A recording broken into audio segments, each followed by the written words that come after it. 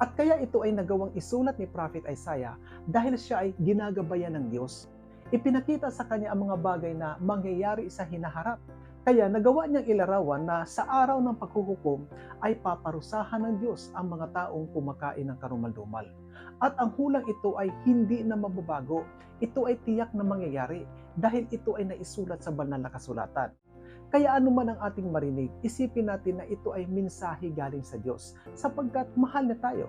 Ayaw niya na tayo ay maparusahan pagdating sa araw na hahatulan niya ang mundong ito dahil sa mga gawaing labag sa kanyang banal na kalooban.